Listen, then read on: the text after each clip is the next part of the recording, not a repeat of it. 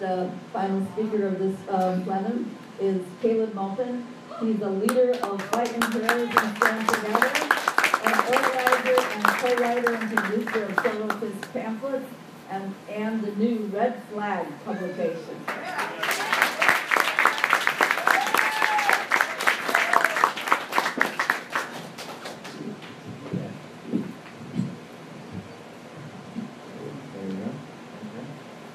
So there's a question that comes up when we're out spreading the revolutionary message among our class. And the question that often comes up, people will ask us, what's the difference between a socialist and a communist?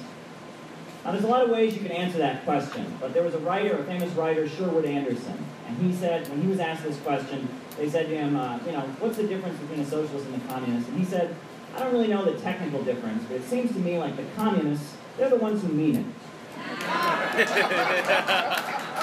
Well, we do mean it.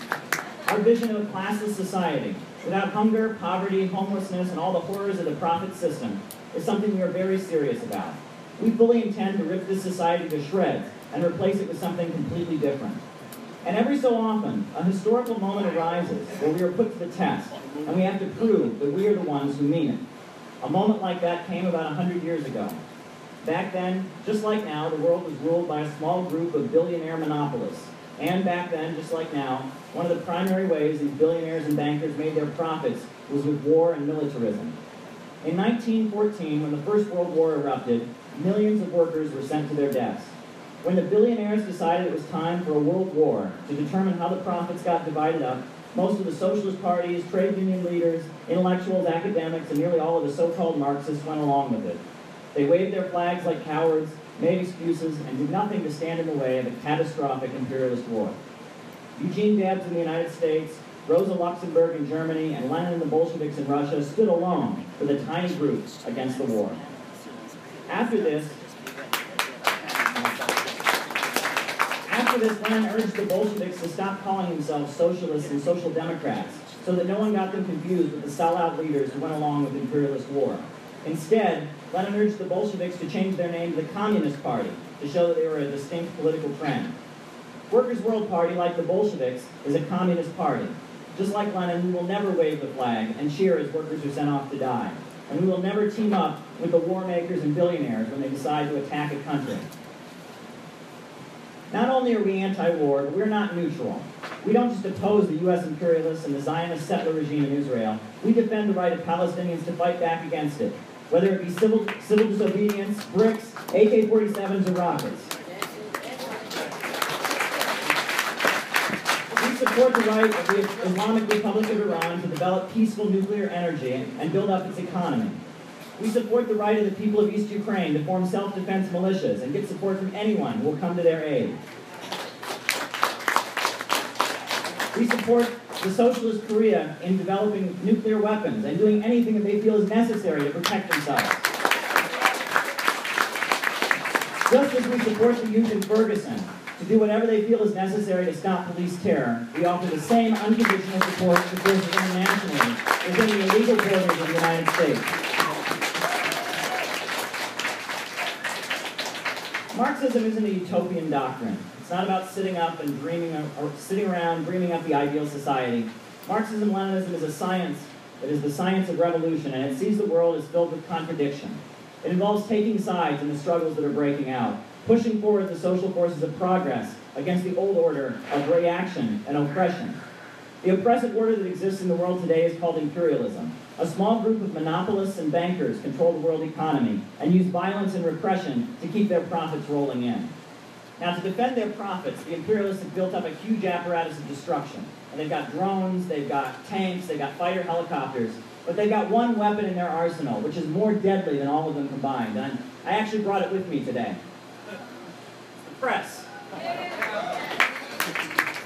TV networks, radio broadcasts, newspapers, social media advertising are a deadly weapon in the hands of the imperialists.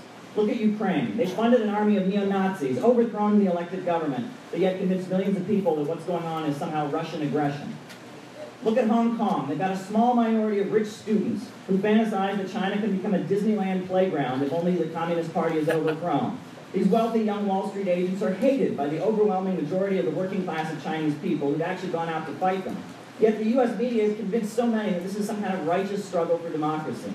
To combat the billion-dollar megaphone of the imperialists, we have our own media. We have Workers' World newspaper, we have Red Flag, the Fist magazine, and there's also rising media coming from the oppressed countries of the world. Russia Today, Press TV, New Eastern Outlook, Telesur, they all present views from oppressed countries that are struggling for freedom.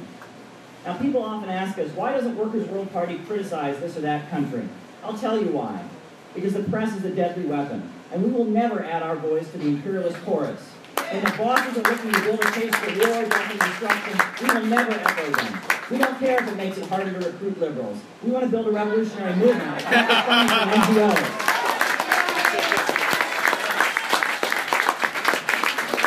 We want to make friends and build alliances with all the forces that are fighting against Wall Street. We don't care if they're Muslims, secular nationalists, Bolivarians, anarchists, or whatnot. We want to stand arm in arm with all the forces of resistance to Wall Street and London and imperialism.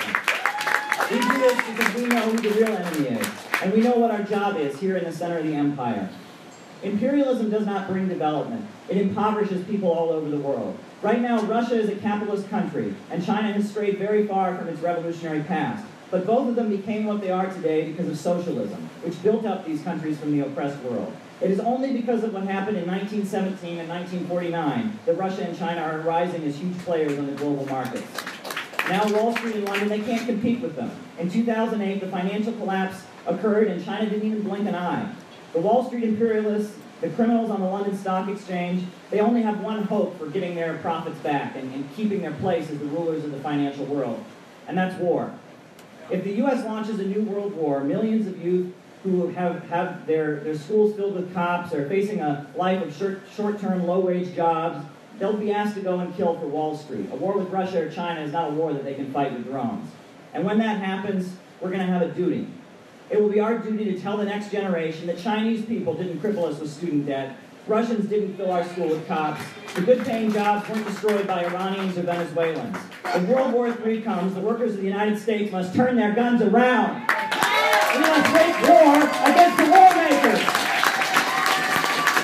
With a strong revolutionary party, the youth of this country have the potential not to be remembered as the generation of do-nothing, hopeless millennials, but as the generation that saved humanity from catastrophe and destruction.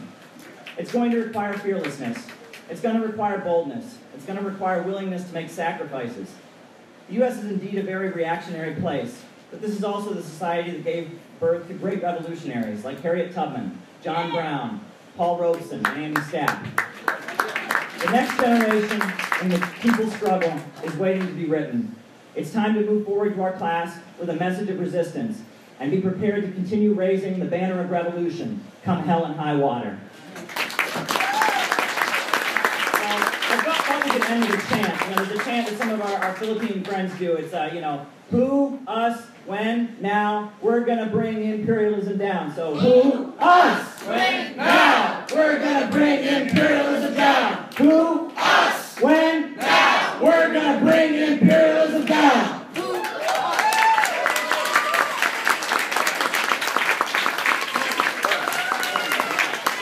They're probably saying that they were full of green bags. Okay, comrades, this panel is completed, but there's another one right behind this. Please don't get up from your seats. Don't go anywhere. We're going to make a